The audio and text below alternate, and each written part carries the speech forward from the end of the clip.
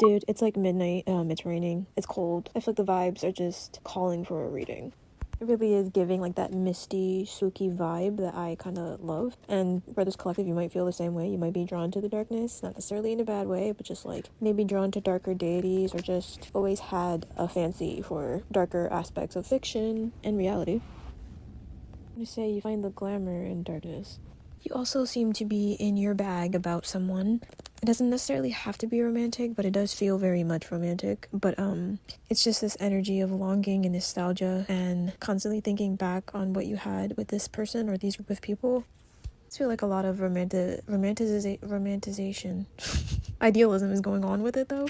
It's like it's coming from some truth, sure, but I feel like now, because you're in this state of loneliness or isolation, solitude, it's kind of like you're looking at that relationship or those group of people like they were the highlight of your existence. And while they might have taught you some valuable lessons, I think you're more so clinging to what they represented or what you thought it was before things fell apart. So I have the King of Specimens reversed, the Eight of Ray Guns, and the Queen of Discs. So while your emotions and your experience right now is extremely valid, I think it's stemming from a misbelief that you have attached to solitude. For a lot of you, being alone feels like a silent punishment, or that silent thing that no one ever actually wants but acts like they like it, and a space where there is always constant yearning going on, because it's like in your mind it does not make sense to be alone. It's like, what is the point? And that Queen of Discs is just giving, it's not the time for self-nurturing or to meet myself where I am, because you don't have any like motivations or sparks externally that give you that. It's like the more alone that you are, the less that you care about yourself. And I think that's why you can tend to think about past relationships and friendships and kind of miss the red flags or distort it in a way that makes you still miss them or miss what you guys had, and like be really, really bitter that it ended, because it's like, oh my gosh, of course it ended. Like, this always happens. Because in your mind, it's like, damn, I'm stuck with being alone now, and all I have to look back on is what fell apart. Of course, subconsciously, your brain is going to continue to create narratives that remind you of what you had, give you something to cling on to, because deep down, you are craving connection. You know what I'm about to say, right? Are you ready? Because like, cliche is the way, cliche is the bay. It is the truth, regardless of how cheesy it sounds. The connection you're actually striving for is the one with yourself.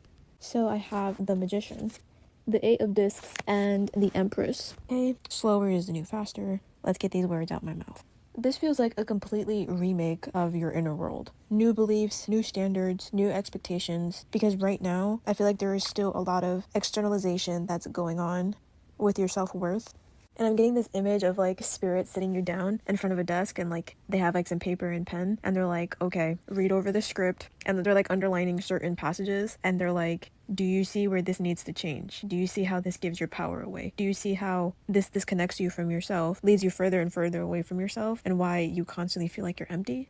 Loving company and loving connection and craving community is human, and it is one desire to have. I don't think spirit wants you to undesire those things. But it is such a disservice to not pour any energy into yourself, and all of those connections are still going to feel like something is missing. Because whether you wanted to admit it to yourself, and whether you want to be aware of the inconsistencies, even within those dynamics, you're still seeking out validation. You're still being clingy. You're still constantly anxious and worried if something's gonna blow up in your face. And those are all reflections of the demons that you are taming. The insecurities you're telling yourself aren't that bad, because, I don't know, you have someone in your face making you feel a little better about it. Because your inner voice has become so significant in your mind that only outside reassurance is what makes you feel safe. I feel the need to say that none of these things make you weak, it just makes you human. And unfortunately, we are all conditioned to externalize somehow.